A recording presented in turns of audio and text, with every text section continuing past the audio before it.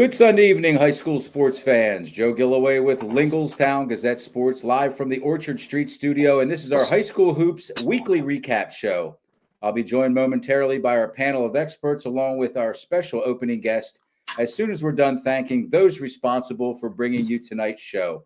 Our Lingelstown Gazette Sports Platinum sponsors, and they are Rickabah's Electric, Payer Apparel, American Legion Post 272, Sam Hartley Decking, Modern Imprint, Hoffman Ford, Ted's Bar and Grill, The Tire Mart, Freedom Financial Wealth Management, Capital Region Insurance Agency, Tonino's Pizza, Team PA, AAU Basketball, Underdog Sports Bar and Grill, and Crystal Bob at Howard Hanna Real Estate. Thank you to all these great local businesses for their continued support of Lingelstown Gazette Sports and our area student athletes.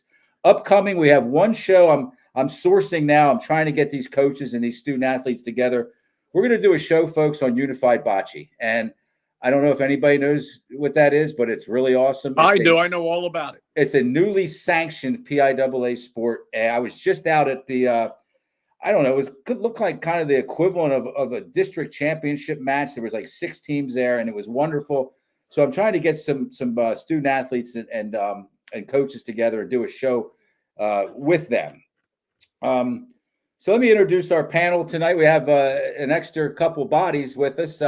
We have Coach Ty Savercool, who's been with us regularly all season long. John Velios, who's been with me regularly for about 8 years. The voice of Delco, Brenda Berman. You have Brenda Berman there, Dave. Yeah, I had to put her name in pretty much. Yeah, she's my right-hand woman. So, all right, so Dave. And Delco, we say yo all the time. Bill Cubitt, right, Coach? Right? You got to know the Delco thing. Coach Shreffler with Bill Cubitt. That's Dave, Brenda Berman. And then, of course, Jeff Morrow. And Jeff's going to – he follows Susquehanna Township way more intently than even the most rabid of fans do. He's kind of part of the team, and Susquehanna Township's playing very well, and they've won 2 or they've gotten themselves to the district semifinals, right, Jeff? Is that where they're at now? Oh. Yeah, Joe, they're in the semifinals. Okay, good.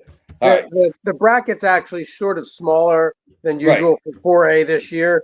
It's only 8 teams, but there's still a great accomplishment for them to get to the we're excited. Final Four. Yep. Thanks, John. So tonight's Hoops Recap Show opening guest is in his 26th year as head coach of the Chambersburg boys basketball program.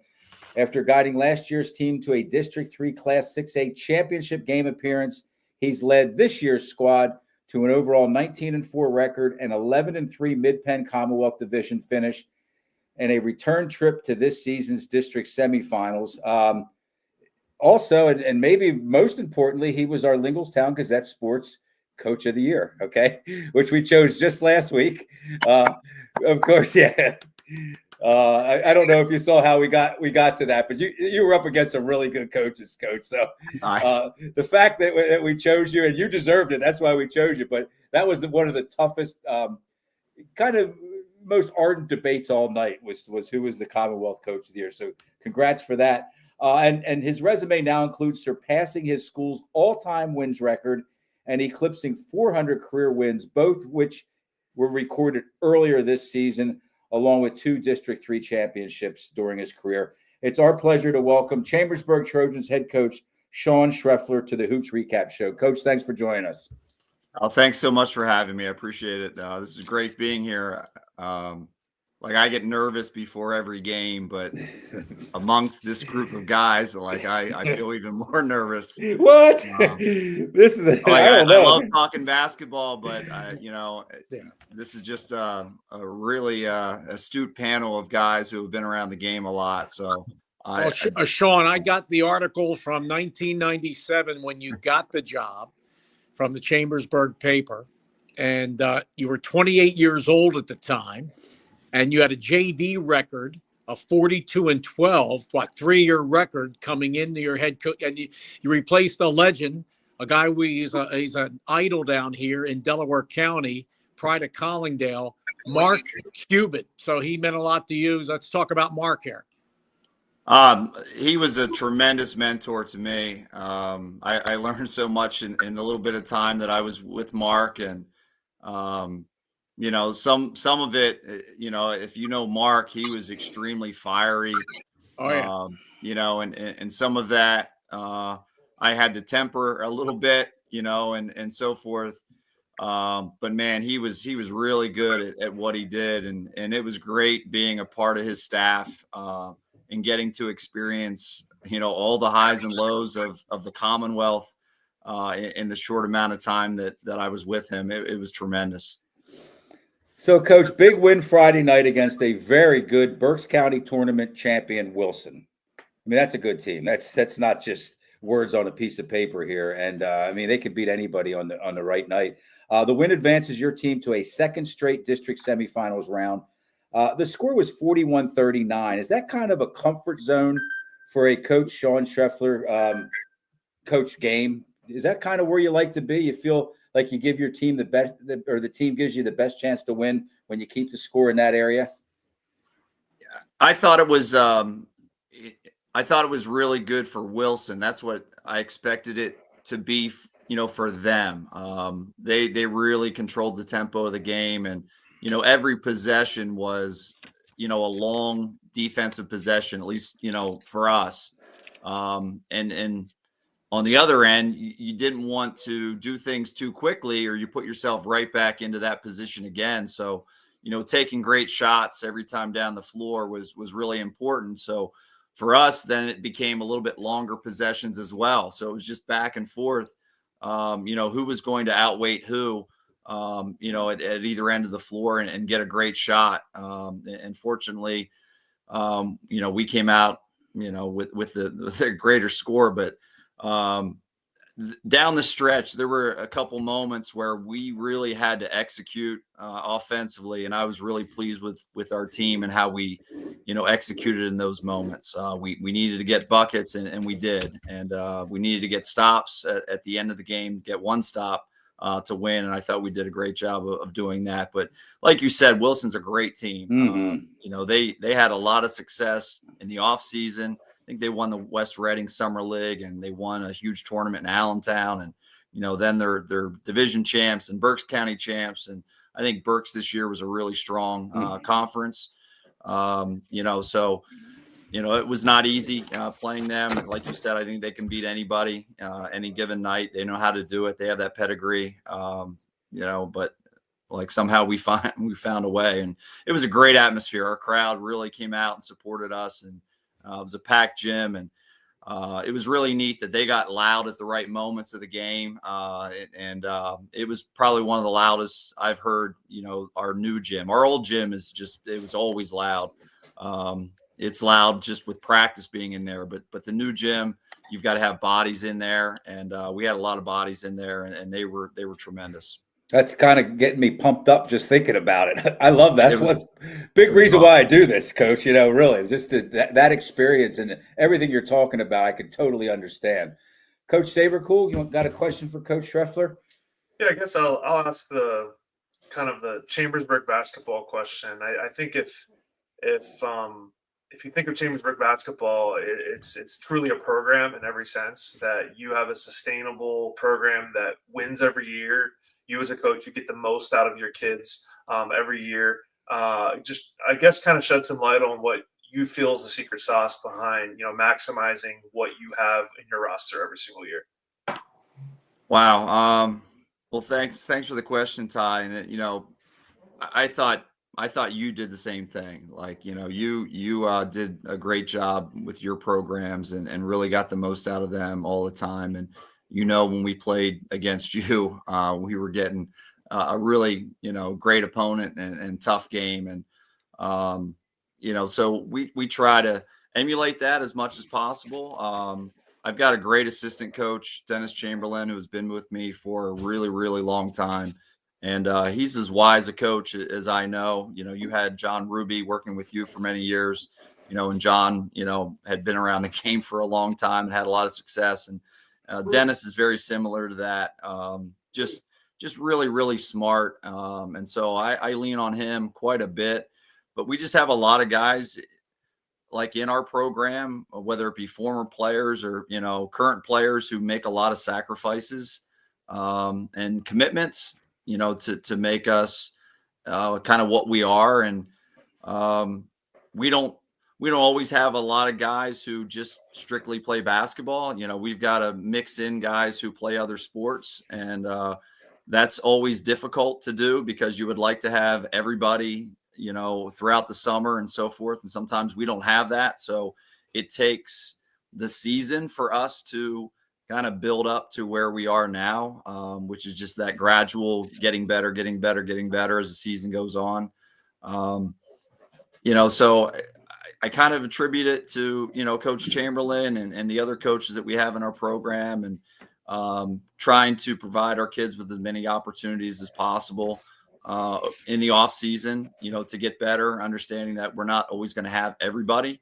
And so we've got to blend those guys in, and every year is different. You know, I would love to say that I'm able to pull, you know, out a playbook and we just regurgitate it year after year, but that's just never the case. You know, we're always just tweaking things and, you know, hey, what's going to work with this group? You know, like what worked last year with JJ Kelly doesn't work this year with JJ Kelly. Like, you know, we're just trying to make sure that we're getting everybody, you know, playing to their strengths as much as possible and putting them in positions to be successful. And that's just a process that takes time, you know, and we just try to do it to the best of our ability. And we've got great kids.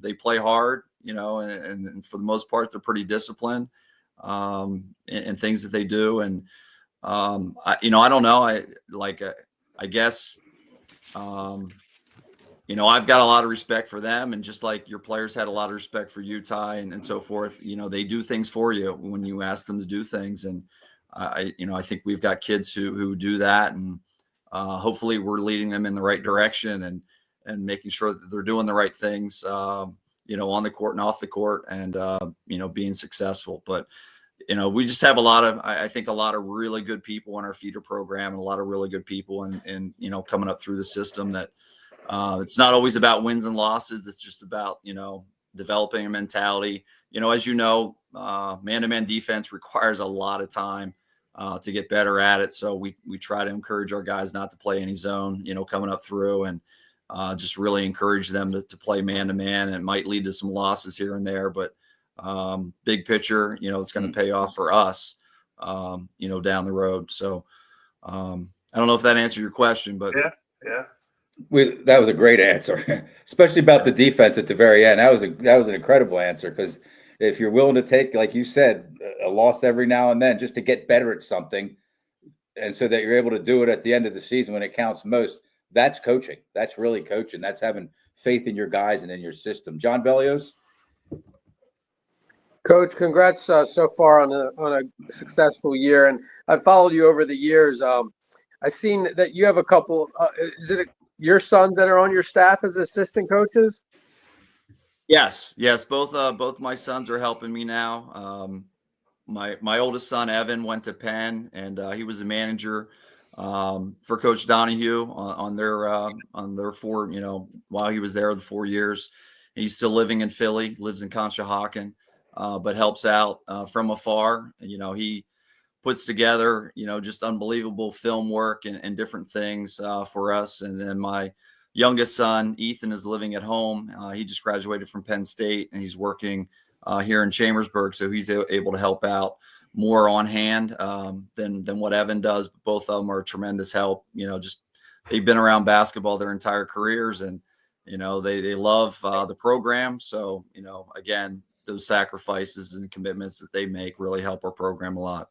I'll tell you what, Ethan can help you out because, Coach, pretty good chance you're going to run into, looks like, well, whoever wins District 3, if you win the District 3 championship, or even on the Eastern bracket, I mean, you're going to run into a Philadelphia Catholic League team probably, and one of our District 1 teams. So Ethan can help you out.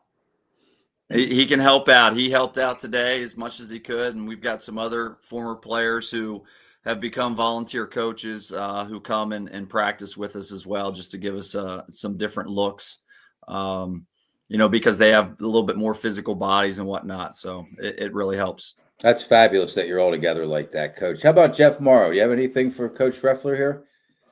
Yeah, absolutely. By the way, this is Big Bullock, taking it back a decade plus. Who is it? Tell everybody who it is. Yeah, Mike Bullock. We were the boys basketball beat writers, right? Live Pastry News for a long Absolutely. time. we're having a poker night over here at old Fred Sprunk's house. Yeah, Rod Frisco in the house too. So well, tell Rod we said hello. yeah, we will. Nobody's like losing their car or their house or anything over there, are they? No, Bull doesn't have a whole lot of chips left, so we're extending his life by okay, well, we can extend it by a couple of minutes with this question. Yeah. Go ahead, Jeff. One thing I like to ask any coach who's been doing it a long time and doing successfully a long time, like Shawn, and then you personally have been through a lot over the course of your career, a lot of ups, a few downs, not many, but a few situations that have been tough. How has coaching changed from the time you got started to now? The game, how the players change, and how have you had to adjust as a head coach? Great question. Hi to all the guys who are there. I grew up, went to West Perry in the 80s, and every day my teacher gave me a pass to go to the library, and I went to the library and read the Patriot News. And the first thing I grabbed was the sports page and just devoured everything that was in there. And I miss the days of first half, second half championships and just all the stuff that you used to consume in that newspaper. So it's an honor to talk to you guys again, and I miss you guys. I miss that, that aspect of basketball and the coverage and all of that stuff, which is different than it is today. When I first started coaching, I thought I knew everything, and I realized now I didn't. I didn't always know how best to handle, different players. I kind of handled everybody the same. I thought that was the right way, to be fair and whatnot. But over the years, I've learned that, you can still be fair, but the way you deal with different, people is going to be different. Fair, but maybe not equal, but fair is the best way to put it. And, you've got guys who are a bigger piece of the pie and guys who are a smaller piece of the pie, and how you blend them together, creates the best team you possibly can be. And I remember when I first made my first varsity basketball cuts, we had like nearly 80 kids trying out, and that doesn't happen that much anymore. You don't have that huge number of kids trying out, but we did, and it was a tough cut. I still have just that. That's probably one of the worst days of the year is making cuts on teams, because the entire off season you develop relationships with kids and try to help them and make them better and so forth. And then you've got to tell them right before the season starts, I'm sorry, you're not good enough, to make this team. It's really, really tough. But I remember having kids who all they wanted was a uniform. That was it. They didn't want anything more. They were very content with just being on the bench and being a part of the team. I remember, watching one of Coach Cubitt's first games. It was a weekend tournament, and they played the game. A kid ended up getting hurt. Another kid got sick, and it ended up Coach had to reach out to this, bench player guard, and tell him, hey, because of this, and this, you're going to start tonight. And the kid quit. He didn't want to play. He just wanted to be a part of the team. He couldn't handle the playing part, and that has completely changed. You have to be really, really upfront with kids, and I think be as honest as possible with them and let them know where they stand. And that's continuous throughout the year. Having those conversations with them is really, really important, and making them realize, I think we do is just everybody is an important piece of the puzzle. You might not have the big piece of pie that other people has, not everyone that we have is JJ, or not everyone is Colton or Landon or whomever, but you're still important to our team and what we do, whether it be as a scout player or a practice player, that minute here or there coming in and subbing in for someone, giving them a blow. you're important. So having those conversations with kids is really, really important. You know, from one of those down moments of when I lost my job, now that I've gotten back into it, I've been more upfront with kids about those things, and things have gone much more smoothly. I don't get or haven't gotten the same blowback from people, just by trying to be honest as possible with them. Because I guess when I was a younger coach, it was like you felt like you had to say what you wanted the kid to hear, what you thought the kid wanted to hear. You didn't. You looked down the bench and you saw a kid who didn't get in the game, and you felt bad. At least I did. I felt bad for him, and so you might say something to encourage him, and he takes it the wrong way, and now you're leading them on, or you're putting them in a situation where, hey, you promised them something, and now you're going back on that promise. So just kind of having those conversations with kids and being honest with them, and making them understand, hey, you might not play in a game, but you're still a valuable, important piece to our team and what we do. So just dealing with kids, I think is huge. In terms of the game, like I was coaching. Well, when I was growing up, I was going to games where, Jeff Lebo was playing and Butchie Evans was playing and Rod Brooken was playing. Like we don't have in this area, like we have really good players. Like this year, we've got some really good players in the Commonwealth, but we didn't have those kind of dudes. No. And so like you've seen, that kind of player maybe transfer out or maybe go to another school or something like that. So the level of talent maybe isn't as deep now as what it was, when I first, started coaching. You still have pieces here and there, but not to that extent. So that has changed, a little bit. Probably the biggest immediate change in the past couple of years is the 2-shot foul rule. I mean, that's really completely changed the game because of how teams utilize that in the fourth quarter.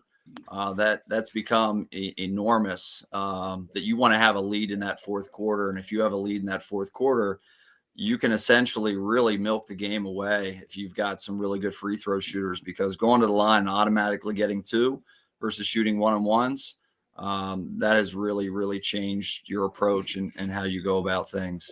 Yep. So Coach, let me ask you, I told you I'd let you go by 20 after. Can I break that by a few minutes? That's fine. No okay. problem. I think we all had a chance to ask you one question. I'm going to give you the last one here because it's a little bit of attached to a little bit of nostalgia. And I want people that are watching that didn't know about this to know about it. Your 2011-2012 team, you went to the district tournament. Back then it was 4A, of course. You entered the tournament with a 15 seed. Okay, it's pretty low seed. Yep. You had to win a play-in game, which I call a play-in game because there wasn't many games to play, and it wasn't like that was the first round. You had to win a play-in game just to get into the bracket. Let's say. You then beat Hershey, the number 2 seed, in overtime. Then 3 games later, your team was down 11 with under 4 minutes left in the fourth quarter. Went on a 19-5 run, like a blitzkrieg, basically. That. What else are you going to call that? That's a blitzkrieg. 19-5 if you include overtime, to down and I was there. I watched it, to beat a stunned Harrisburg team in overtime.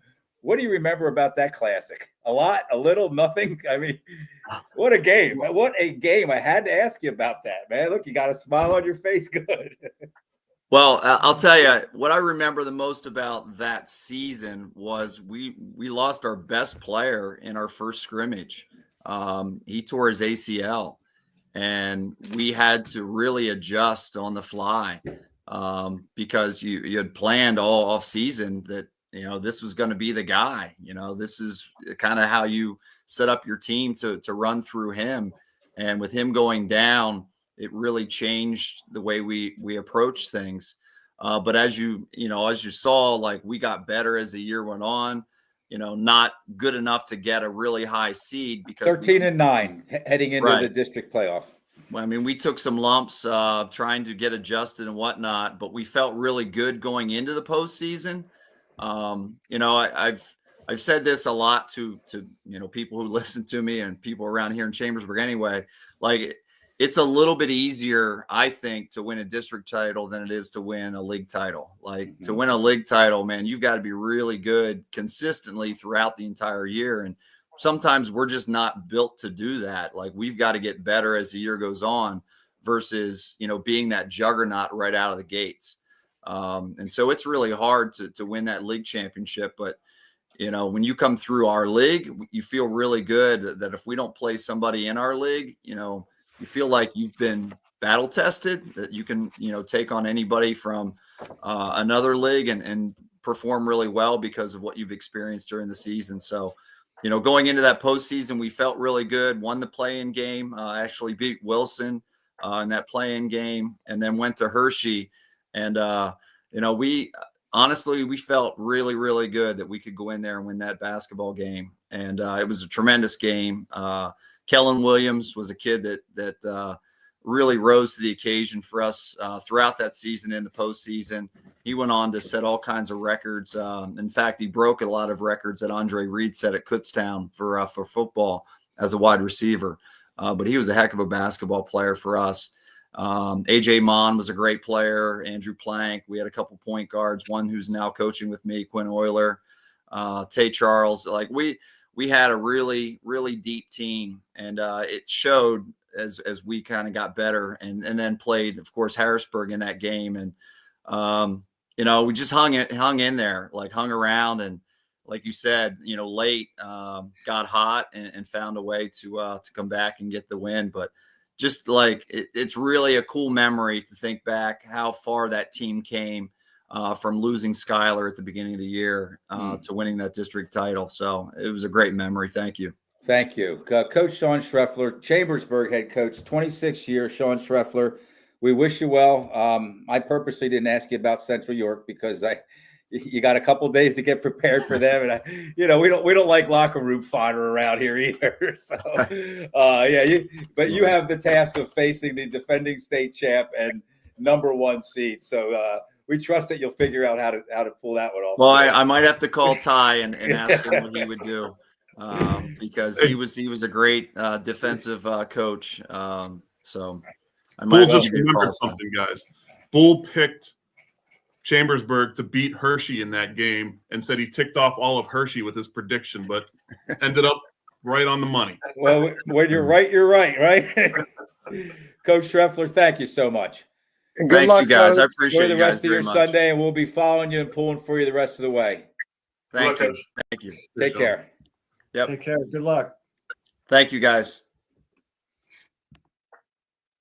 All right, boy, that was great.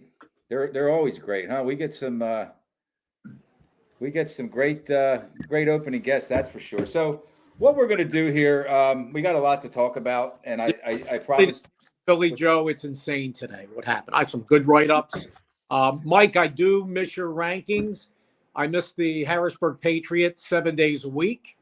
And let's see, tell Rod Frisco continue his great work on updating every state team and their state playoff records. Absolutely love it. Makes my job and my Facebook post especially a lot easier. And Rod always picks up the phone when I call. It's not often, maybe a few times a year, but he's always available for me when I need some help. So we really appreciate that. So we're in the kind of the middle of the district tournament here, a round or two, depending on the classification in the books, and a round or two left. And so some of the teams, a lot of the teams are the same old song and dance here. Defending champs, let's go through them one more time. 6A is Cumberland Valley. They're now out. 5A, Mechanicsburg. They're now out. 4A is Eastern York, and they play Big Spring, who they beat in the last year's championship game at Giant Center. 3A, Columbia has been out for a long time now. They must have had a lot of seniors because they didn't win many games this year.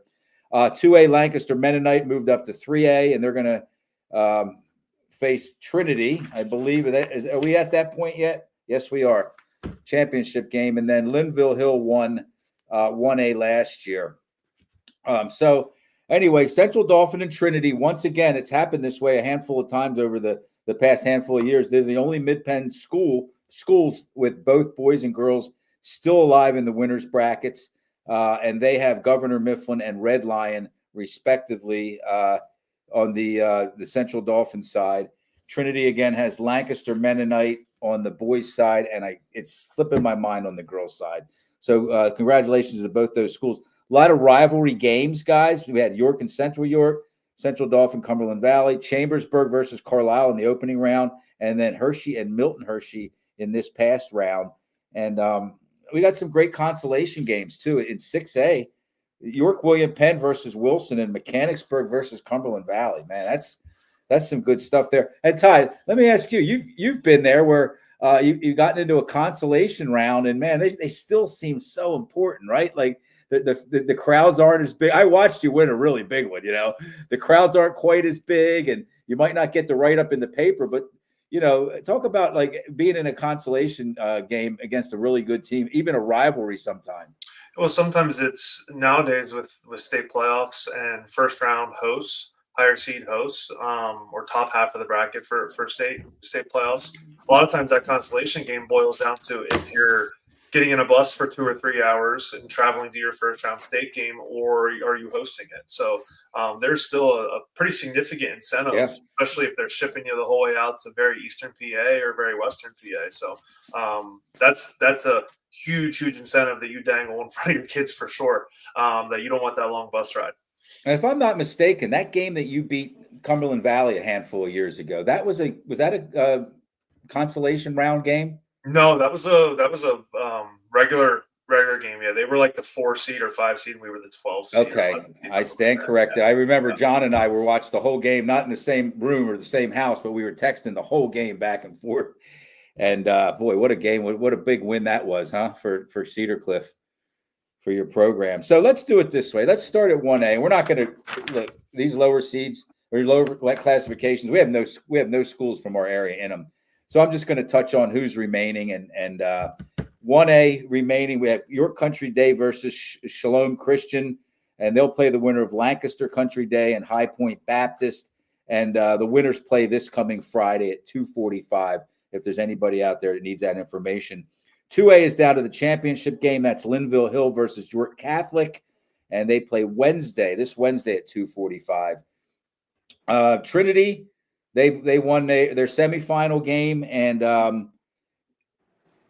senior Owen Schlager had a triple-double, his first ever. How about that? First triple-double. He's almost completely through his entire career. He had 24 points, 12 assists, 10 rebounds. Also, he broke his school's all-time scoring record. It was 2,038 held by John Morris. He finished the game at 2047. I probably should have started with that.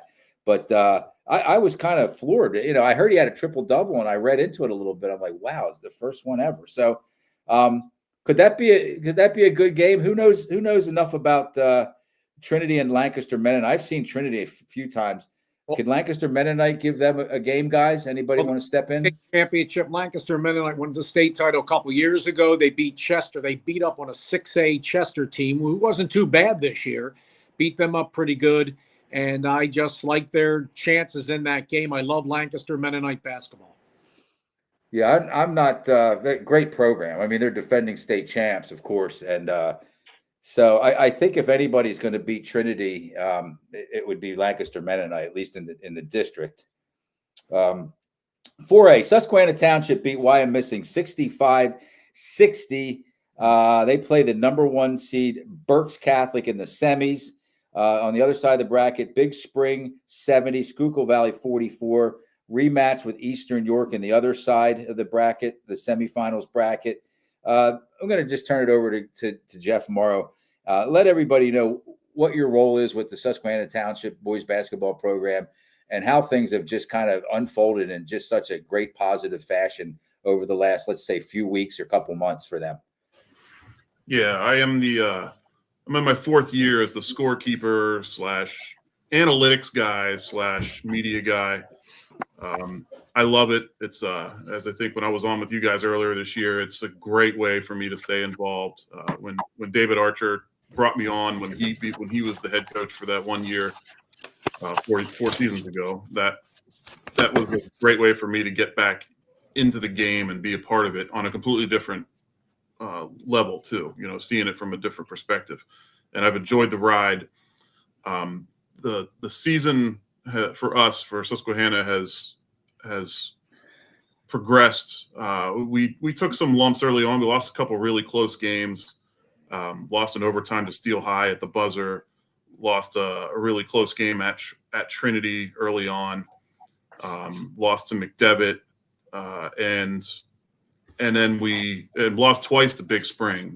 They seem to have our number in the regular season. The games were close, but we're on an 8-game winning streak now, and we're starting to win games that we feel we should be winning.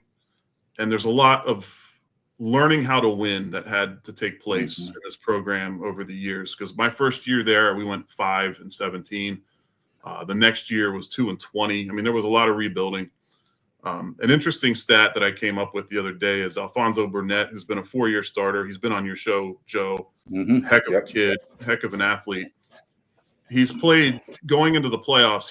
He played in 85 of the 86 games possible over his 4-year career, starting 80 of them. The only game he missed was a sophomore season game at Middletown, and neither one of us can remember why he missed it, whether he was sick or had a minor injury or something. We don't remember why he missed it, but it's the only game in 4 years he's missed.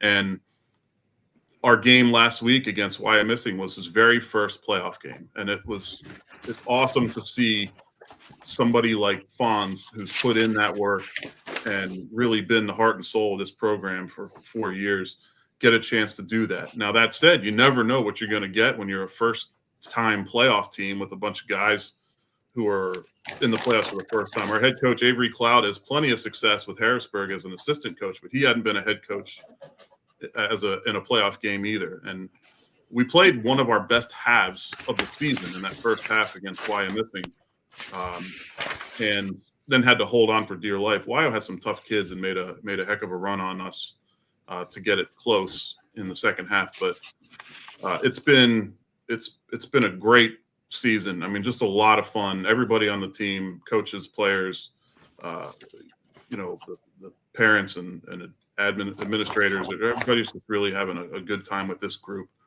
And Wait, you guys kind of mopped up on our All-Star last Sunday when we chose our, and the one that we didn't choose it, and there was another one we had a conversation over, and it wasn't easy, was newcomer of the year. And my gosh, if there was ever an opportunity for it to be a shared award, because we picked Landon Sally, but man, Ja'Kai Sloan Marks, what a game he had. He was incredible in that first half.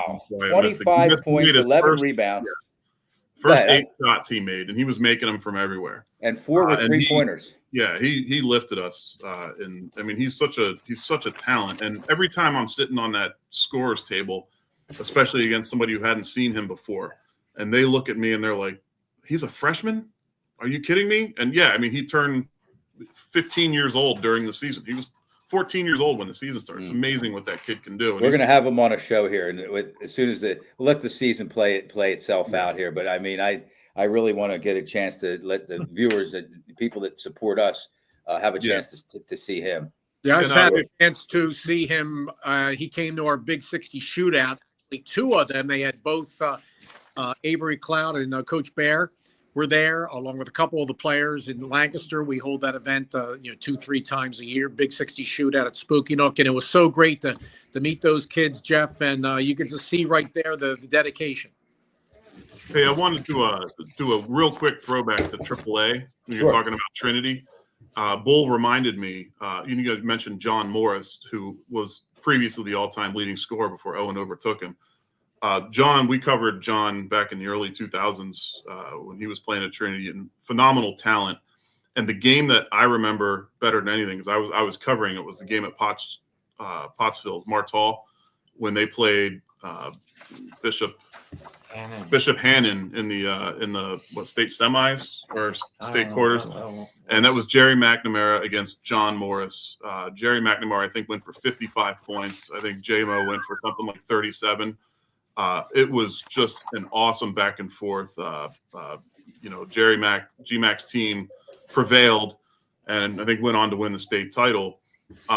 And the reason we bring that up is because Jerry McNamara is the head coach at Siena, and that's where Owen's heading to play college ball. So 6 degrees of separation, right? Just you kind of connect the dots. And well, that's wonderful, man. I'm so glad that you reached out to me yesterday. When I saw your text about you were available, I was like, yes, that's exactly who we need, because we want to talk about Susquehanna Township. So we're going to stick around with us, guys, for the rest of the show?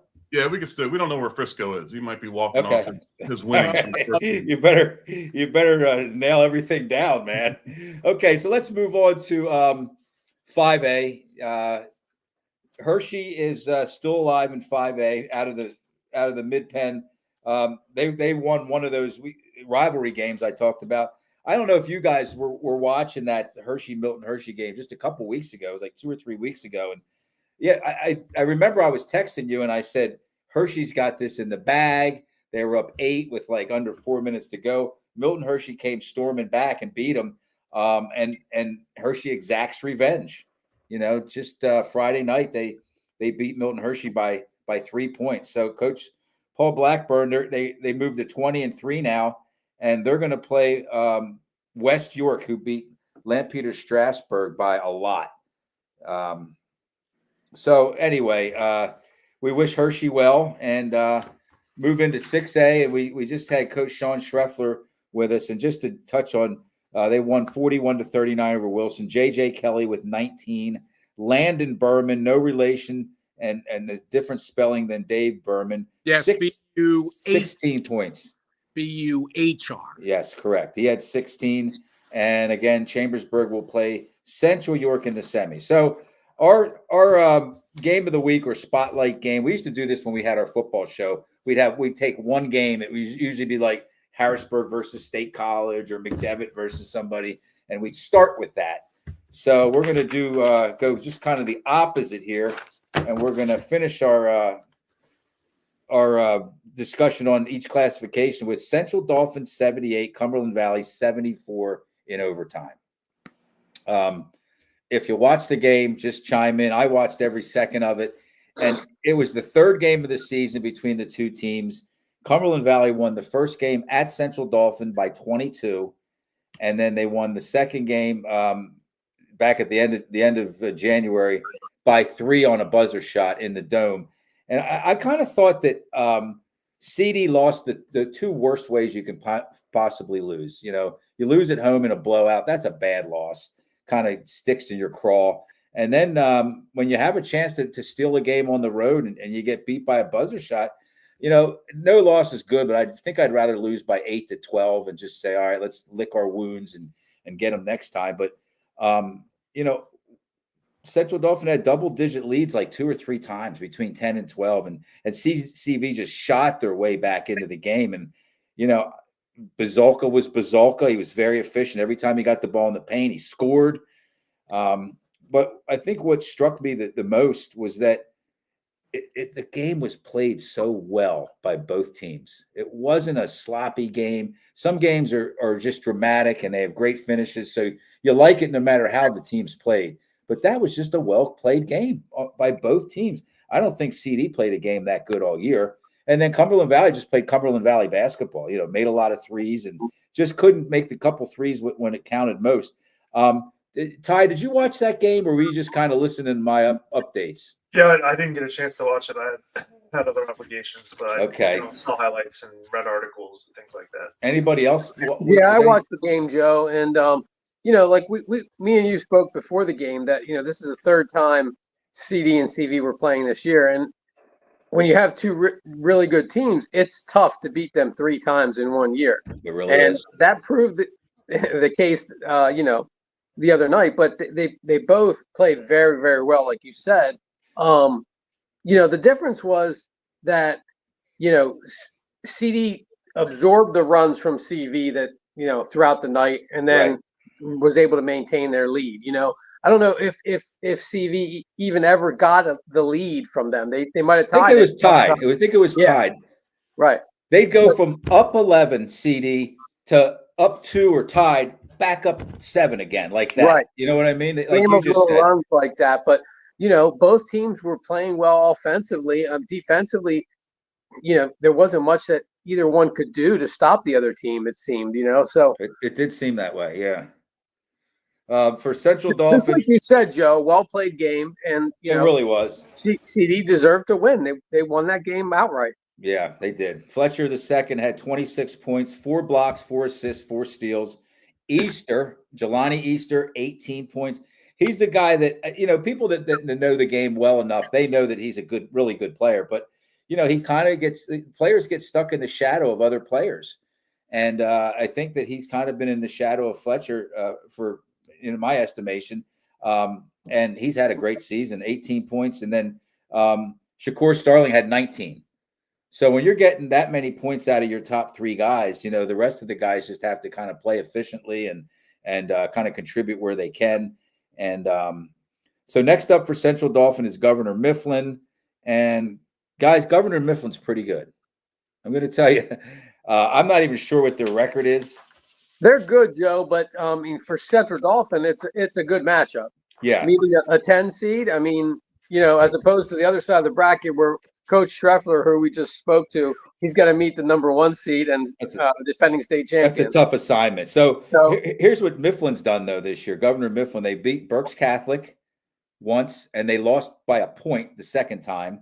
They beat Muhlenberg. They beat Reading once and lost by 4 after Blake Adams joined Reading. They lost by 4, and I think Central Dauphin lost by 3 or 4. So that's kind of a wash, if this means anything. They beat Wilson once and lost by 3 the second time. They beat a very good Lampeter Strasburg team by 18, and they lost to Cumberland Valley in overtime. I mean, that's a resume, And they just beat Mechanicsburg. And they just beat Mechanics, and who I think is a pretty good team. So it's the first Central Dauphin looking to go to their first final in 20 years. They beat Harrisburg by a point in the 2004 district championship game. I think Reading, and we all talked about that. I think Reading was like a low point for CD. And, nobody's crowning CD. It just was a big game, and it's a big area game. And I know people are tuning in to listen to us talk about it. But, Reading CD was kind of hanging up there around the 1 to 3 in the power rankings. And remember, guys, we were kind of texting about that, like, ouch, man. We didn't know that Reading was going to go on a run and win like 9 of their last 10 games at the time. But it just was kind of it kind of hurt, I think, Central Dauphin that game. But you just never know. And Coach, talk about this, Coach Savercool. You never know what's around the corner for a team. Whether you're on top of the world, you come off a big win or two, and you think, man, we're really good. We're going to go on a run here. We might have a district championship team, or the other way around. You lose a couple games, and you got to kind of pick yourself up and dust yourself off. Talk about right about now, from the beginning of districts to the middle of districts, if you're still alive, where are you trying to keep your team kind of their mindset and their confidence level without being too confident? I mean, you want to keep them in the moment, just each day, and compartmentalize each day, and don't let the emotions from the prior day carry over. And I actually, when I was watching the next day, the news highlights, and Coach Wayne Fletcher was interviewed, I thought he made a really, really great point about letting the kids enjoy that night and celebrate that win, but the next day it goes back to their goals. And that's the big thing about playoffs is you don't want that memory bank in playoffs. You have to just continue moving forward, and don't let the emotions, the excitable emotions from a big win the game before carry over and you lay an egg the next game. So you got to keep that best game in front of you in playoff basketball. And I think Wayne is doing a good job of taking a group that doesn't have many seniors. And they have kids with experience, but they don't have many seniors, keeping them focused on the goal and the task at hand and not letting them get too emotional and caught up and then they lay an egg. So he's doing a good job. Yeah, I think my opinion is, and not because I'm a CD guy, because anybody that knows me well will tell you I will be as critical as I'll be against anybody when it comes to CD. I think Wayne Fletcher Sr., Coach Fletcher, has continued to evolve and get better as a coach. as the years progress. And I think his son, Wayne II, has definitely, I mean, to me, he is so much better this year than he was last year. And he was really good last year. He was all state last year. But has anybody seen him enough, Wayne Fletcher II, to kind of opine or to agree with that he's really improved his game, Wayne II? Yeah, I've seen a lot of games on YouTube. He looks unbelievable. I mean, Yeah, he was a great athlete at Norristown back in the a big star. So yeah, he's got the intensity. He's been around the game a long time, and it's unbelievable. Yeah, there's like pros and cons of being that guy that you're going to put the ball in his hand like all the time when you need a point or whatever. And he's had some chances, Wayne II, and late in games and not been able to put the ball in the basket earlier in his career, which every player has had. And he just keeps wanting the ball and keep, coming up with big plays at the right time. So anyway, we wish Coach David Vespignani and his guys well moving forward. They have, like I said, another big game against Mechanicsburg, man. Mechanicsburg's got to be looking forward to that opportunity, I would think, just because they lost to him in a close game. So how about this? Dave Berman and John Velios, two separate conversations. I had one with you, Dave, about why District 12 only gets three teams in 6A, as many good teams as they have. And John, we just talked about it with the girls, District 6. That State College lost to Altoona at the very end of the game.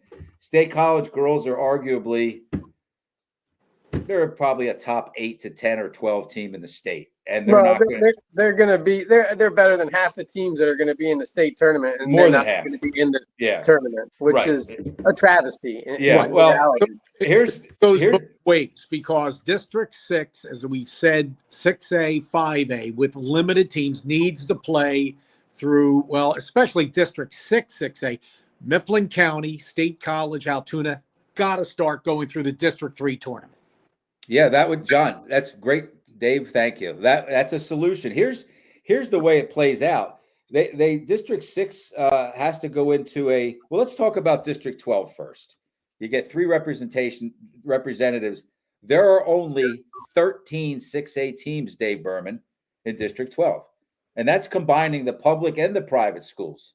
So getting three teams, as good as your teams are, your programs are, nobody's being, mistreated there. That's all you get. District 1 has 40 schools in 6A. They get 10 teams. Too many. But anyway, too many. Yeah, but what would you do? How would you make it fair? Give District 11 another one, and give District 2 one more extra team. Well, District 11 only has 15 6A schools, and they get 4.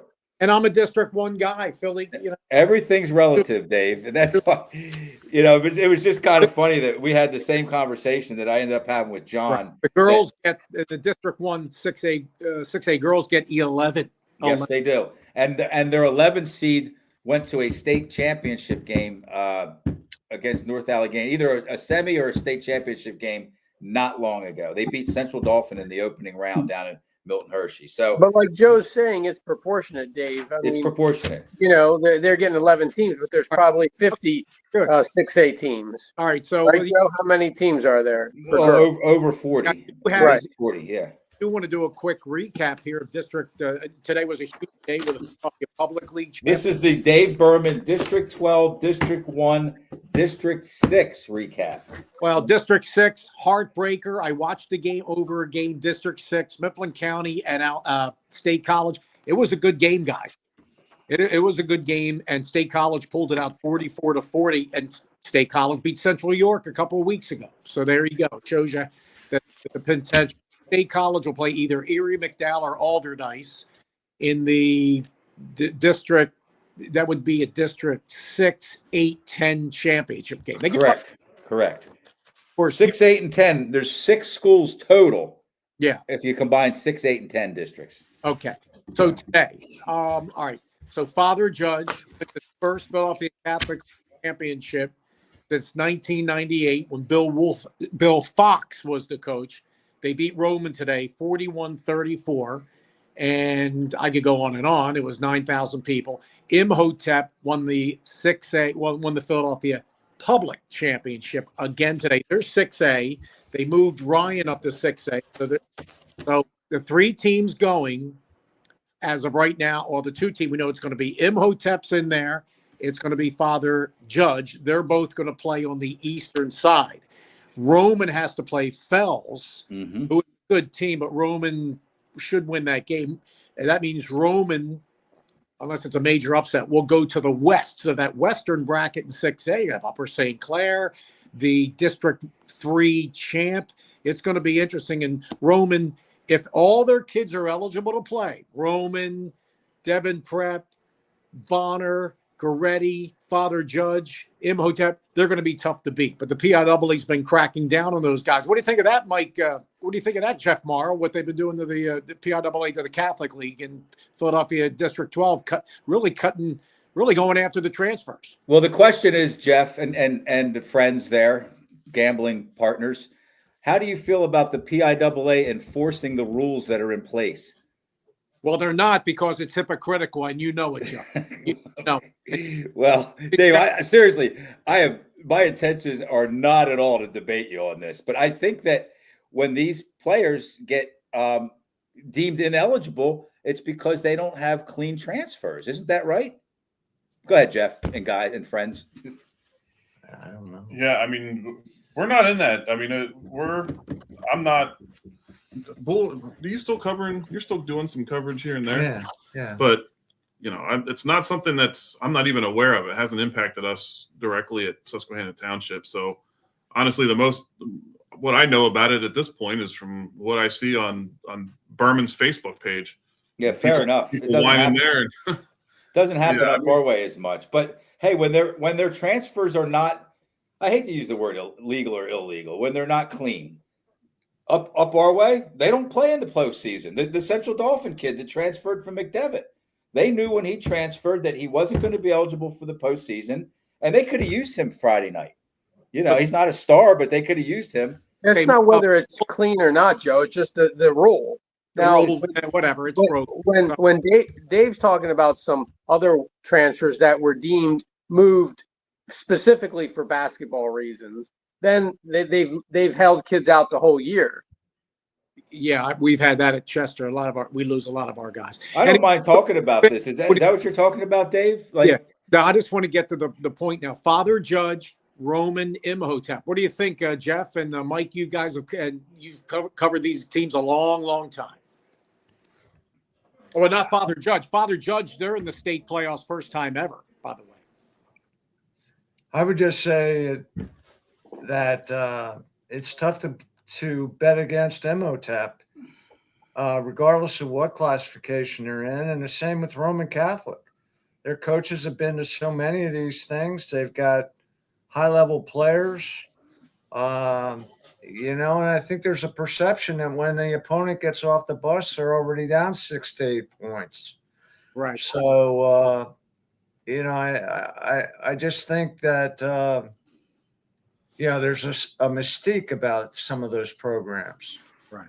So, Dave, explain to the viewers how they get that third team out of District 12. We know that Imhotep won the public; they get one.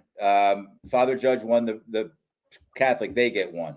So the loser of the Philadelphia Catholic League plays the loser of the Philadelphia Public League in a playback game. That's a great way to do it. That's a great way to do it. And Roman is, probably gonna beat Fells, and Fells is good. They're 19-6, but and they almost beat Imhotep. It was a 3-point game today. That Imhotep beat him 66-63. So yeah, it's going to be interesting. But last year, give Parkland a lot of credit.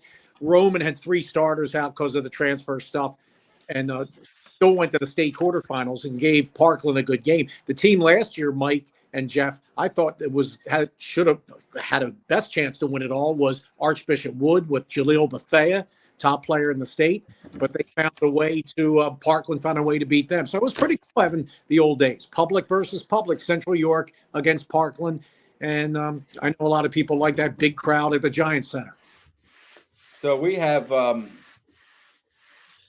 one more week of districts. Like when we have this show next Sunday night, everybody will be crowned by all 6 classification boys and girls will be crowned by that point. Some classifications are already, they have 1 game left and others have 2. Naturally, the ones that have the more teams in the field have 2 games left, and that's District 1, District 5, and District 6. District 4 has 2 games left, and then 2 and 3, I believe, have just the championship game. So, anybody else have anything good for the cause here? I was real quick. District 1, 6A. I'm doing PA for Conestoga at Coatesville semifinals on Tuesday. The other bracket, White Marsh and Lower Merion. I don't know how Greg Downer does it every year. Basically, he's playing with 6 guys.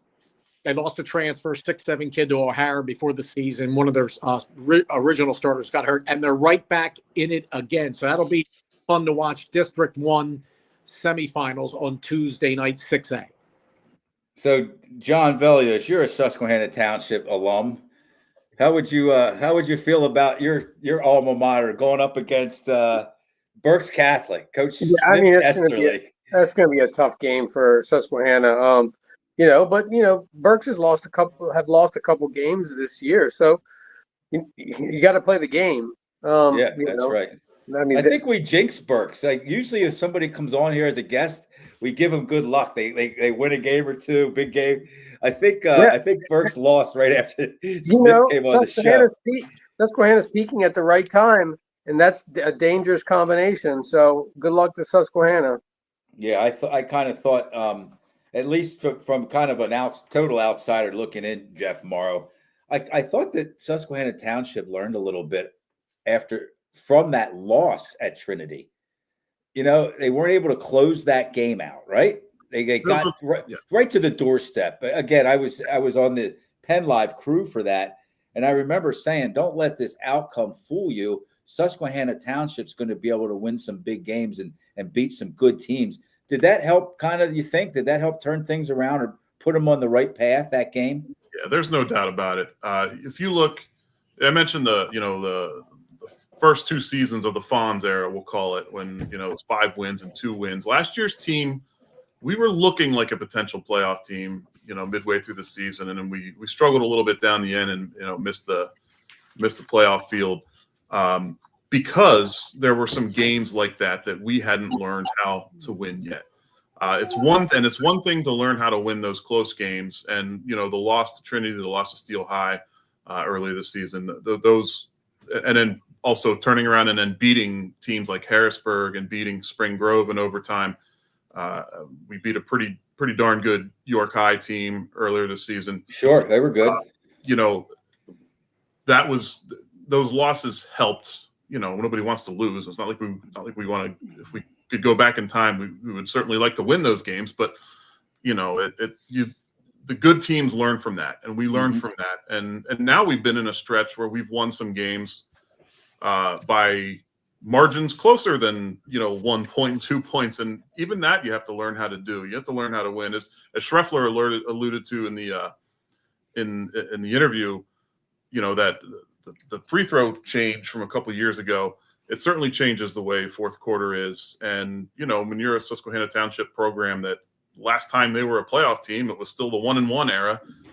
So none of these kids had been in, intense playoff style games that you had to hold on and, keep a team that's 6 points, 8 points away from you in the fourth quarter. We're learning how to do that. And so we're feeling pretty confident. And let's end with this, just so we can be clear about what this free throw, the difference between how it used to be. And Coach Ty Savercool, explain that to the viewers, how it used to be where you'd have to get to your 7th personal foul in a half, and then you'd shoot 1-and-1 till you got to your 10th, and it was called the double bonus, versus how it is today. Explain that, please. I think so the 1-and-1 setup when you get to 7, if you're a good free throw shooting team, it's not necessarily as impactful if you have a lead. It's those teams that aren't as good of a free throw shooting team have a better opportunity to close a game out with a lead because they can miss that front end and still get a second crack at putting a point on the scoreboard. Right. Whereas, previously in the one-on-one scenarios, you miss that front end, the other team goes down and has an opportunity to turn that into 2 or 3 points. So I think what you see in those fourth quarter situations is while it's harder to come from behind and win, you're seeing teams that may be average to below average free throw shooting team still able to hang on to that win with a lead in the fourth quarter just because they get an extra crack at a free throw 3 times. They get the clock stopped. Yep. Of course, the clock stopped, and they are assured of that. They are assured of that second free throw. Yeah, you never want to give up points when the clock's not rolling. I mean, Right. I love it. It's a great rule. It's made the games go faster. I love it. It's been a great thing. I have no problem with it. I'm neither here nor there. Awesome. I thought I wouldn't like it, and I think it's okay. What about you? That's the last thing I want to ask you. Do you like it, Coach Sabercool? I'm neutral on it. Yeah, I am too. I didn't think I would like it as much. It probably does change a little bit of like the half strategy to quarters because you can be a little bit more aggressive in the third quarter and first quarter because you accumulate a bunch of fouls in the third quarter when it's the prior system.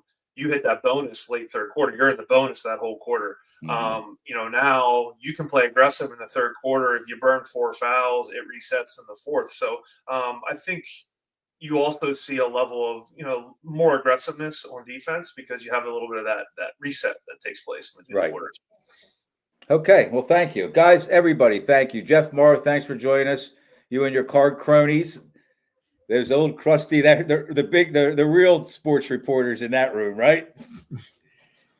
Yeah, well, when there were newspapers still. Right, exactly. And I'm 58 years old. I was reading those guys, decades, like a long, long time ago. Ronnie Christ, of course, was the Penn State writer. Yeah, there was just the Nick Horvath. There was just a lot of great writers. I put that crew up against anybody for sure. Well, Joe, you know that I subscribe to newspapers.com. Has all the Harrisburg Patriot just is part of that now. I find stuff that's unbelievable. Jeff Morrow, a lot of stuff by you. You send me a lot of that stuff too, Dave. I appreciate it. The Big 15. Remember the Big 15? Of course. Yeah, they put tuxedos on and have them standing around Lincoln Continentals and Cadillac limousines and stuff like.